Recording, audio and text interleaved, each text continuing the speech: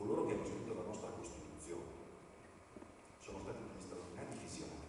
I primi articoli della Costituzione dicono che il primo l'Italia è una Repubblica Democratica fondata sul lavoro, non l'avevano mai vista perché venivano da una dittatura, ma l'hanno immaginata, una cosa che non c'era e che ancora oggi si nutre, ancora oggi si dice cosa? Quella rappresentazione. Allora, i primi articoli sono articoli di chi è stato capace di produrre una straordinaria visione, cioè ha anticipato quello che non c'era. Provate a ritracciare un'esperienza del genere oggi, molto difficile trovare un'esperienza del genere, una straordinaria capacità di usare l'immaginazione istituzionale. Ecco, un'altra facoltà che viene contrasta, non la usi mai, l'immaginazione a un certo punto è come la lingua, se non la parli poi la dimentichi, non ce la fai, no? L'immaginazione a livello di, come dire, di strumento per impossessarsi in qualche modo del futuro, questa cosa non c'è l'animo, non ce l'abbiamo, siamo presi dal fatto, siamo presi, come dire, dall'emergenza, dal racconto, dalla narrazione basso continua, la narrazione continua, che diciamo una cosa sola, sempre questa, dalla mattina alla sera, tutto il giorno, tutto il giorno, c'è la crisi, una cosa sola, ma non si dice altro, e quindi, come dire, è un non dire, si continua a dire una cosa che non significa niente. Io faccio altro che sentire una cosa sola dalla mattina alla sera, ho capito? E quindi che cosa facciamo? Ci rinchiudiamo nella paura? La società individualista che è stata progettata per consumare beni di consumo e non beni relazionali, che non si consumano in qualche modo beni relazionali, ma si ricevono. Ebbene, non è portata ad uscire dalla paura. Allora, la cosa fondamentale, secondo me, da recuperare è questa.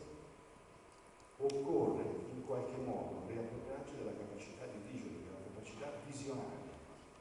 Pensate un po' a questa parola. Se io dico visionare a qualcuno, in Italia cos'è? Un insulto, perché non sarà questo concreto. Cioè, sei una persona che sogna. E beh, intanto il visionario o colui che lavora sulla visione non è uno che sogna, è uno che in qualche modo anticipa delle cose che dovranno avvenire. E noi ne abbiamo avuti casi straordinari in Italia di visionari. Io penso sempre a Franco Basaglia. Franco Basaglia è un uomo che con la sua esperienza riesce in qualche modo a vedere quello che nessuno riusciva a vedere. Ed ha anticipato, come dire, nel momento in cui ha fatto il suo intervento, ha proposto una lettura diversa delle cose, moltissimi si sono riconosciuti in quel passaggio e ha fatto vedere che tutto quello che c'era prima era in qualche modo sbagliato, vecchio, superato. Ecco. Altre esperienze visionarie straordinarie sono state accantonate. Penso all'esperienza di Olivetti, che era un modo diverso di fare la produzione, di seguire il lavoro, ed è stata completamente accantonata perché ha avuto un altro modello, Pace, Figli, altro. Ma lì c'era un lavoro diverso, c'era un'idea diversa. Don Milani, eccetera, c'è una quantità enorme di visionari. Il problema è che in qualche modo ce li siamo dimenticati, li abbiamo accantonati come esperienze che non servono. E invece la capacità visionaria è la capacità che nutre qualsiasi progetto, cioè non si esaurisce in un singolo progetto, ma nutre le tue progettualità. Ed è questo secondo me ciò su cui occorre in qualche modo ritornare. Però non ci possiamo ritornare con un pensiero corto o con una logica di pensiero razionale cartesiano, perché la capacità visionaria si muove per metafora, evidentemente, e la metafora, guardate, non è uno scherzo. Tutta la scienza contemporanea lavora su metafora. Pensate all'atomo, non è che la metafora del sistema solare. Pensate alla doppia elica del DNA, non è che una rappresentazione metaforica che permette di mettere in ordine una serie di variabili. Pensate a tutta una serie di altre, come dire, esperienze della scienza contemporanea che non può più descrivere l'infinitamente grande o l'infinitamente piccolo, ma ha bisogno di usare un linguaggio metaforico per agguantarlo, per raggiungerlo. La stessa cosa non capisco perché non debba avvenire a livello sociale. Non capisco perché la capacità di dare delle rappresentazioni metaforiche che nutrono l'immaginario, quindi permettono di orientare nel lungo periodo la progettualità, non possa essere, come dire, un elemento di cui in qualche modo servirsi, su cui ritornare. Dobbiamo in qualche modo riappropriarci allora della nostra facoltà di pensiero simbolico e di pensiero metaforico. Cioè non pensare, quando accadono queste cose, e allora come si fa? Come si fa? Si fa che bisogna prendere il tempo per cominciare a ragionare in un altro modo, evidentemente. Forse i contesti in cui ci muoviamo, che sono molto sincopati, molto, come dire, pensate ai social network, una serie di situazioni, forse non ci permettono di lavorare su questo piano. Occorre ricostruire altri contesti, altri setting. Ma certamente, almeno questa è la mia tensione e attenzione, cioè tendo a questo e ho attenzione per questo, credo che la tematica della visione sia una tematica straordinariamente, come dire, importante. Ma potete pensare alla scuola, in questo momento il tema della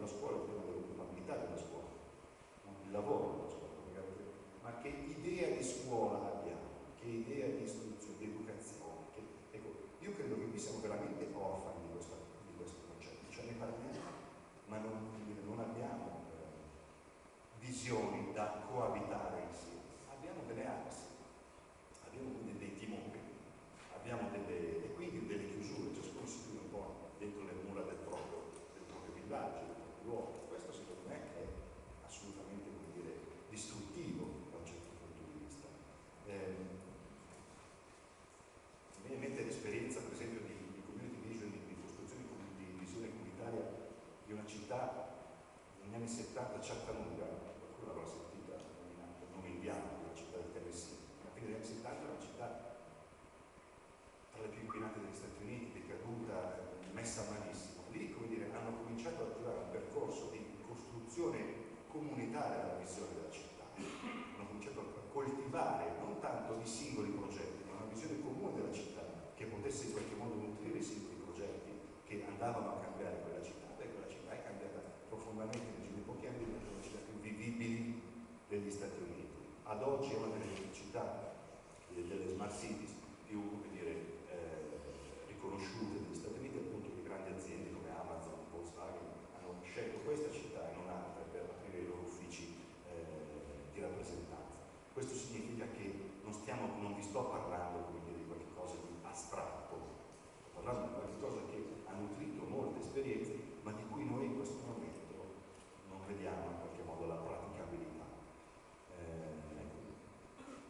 Penso che forse due pezzi di questa mattina, cioè l'importanza dei processi decisionali inclusivi, come processi, dire, partecipativi, quindi non procedure partecipative, ma processi partecipativi, che hanno in qualche modo la straordinaria destino di doversi misurare con l'inattesa, con tutto quello che giace in qualche modo dentro le storie di ciascuno di noi e che affiora e diventa una risorsa nel momento in cui entrano in un processo diverso, appunto quello di partecipazione. E l'interrogazione sul partecipare per costruire che cosa?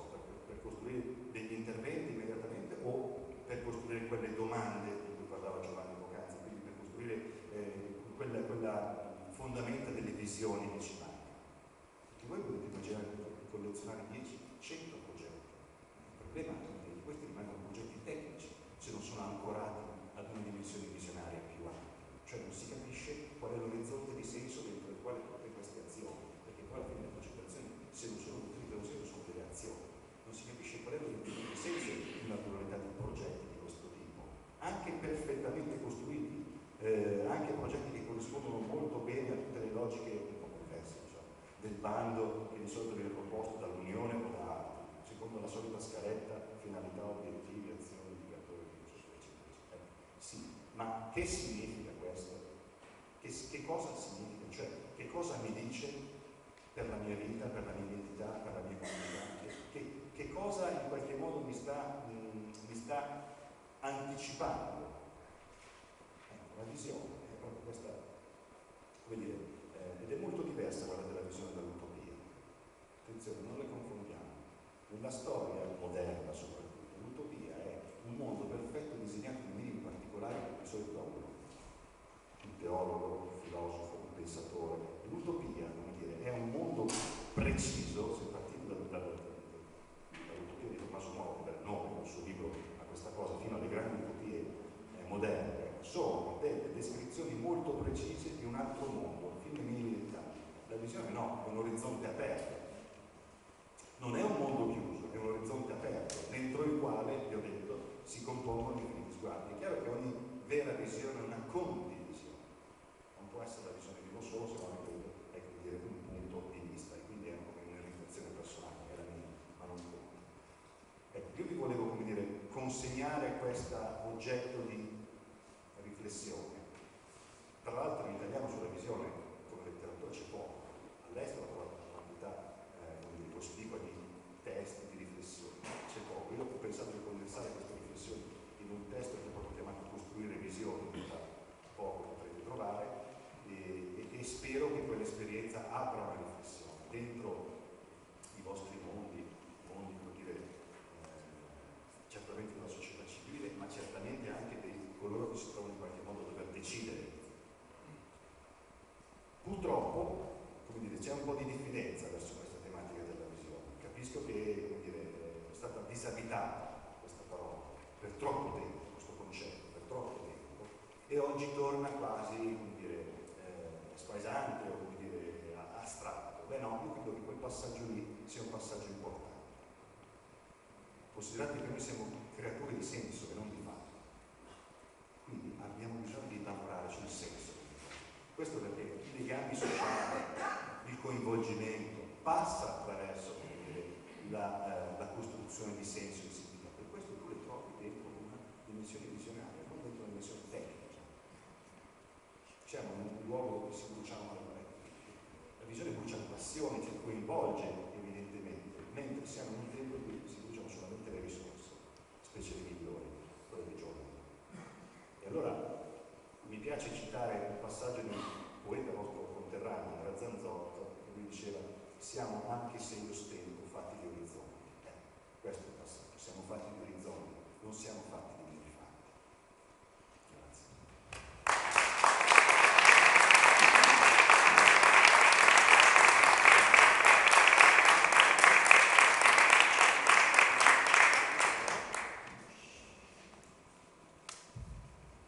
Io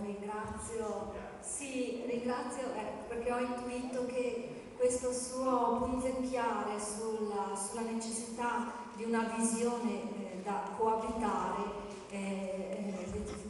rappresenta, almeno così lo interpreto, un invito a provare ad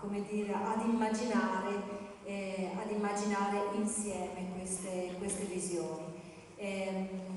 Ritornando a noi, credo che i contributi di oggi possano effettivamente ampliare l'orizzonte su cui il Comune sta lavorando e su cui stanno lavorando anche molte associazioni. Mi dispiace l'assessore Michalizzi che è andato via, se no potevamo anche chiedere un suo intervento, perché credo che ci sia molto da lavorare in questo senso, anche per la città di Padova, che ha visto una mutazione negli ultimi anni importantissima, testimoniata per esempio dall'arrivo, lo dicevano prima le associazioni vincitrici del bando, dall'arrivo di molti stranieri che quindi hanno visioni proprie completamente diverse dalle nostre e per i quali io ricordo proprio in questa sala abbiamo fatto degli incontri sulla mediazione di comunità e per i quali gesti molto semplici come di bussare alla porta possono rappresentare delle cose inimmaginabili per noi italiani. I cinesi lo ritengono un affronto, per esempio, ci raccontavano, e quindi ripartire cominciando a raccontare ciascuno le proprie visioni è un passaggio davvero ineliminabile.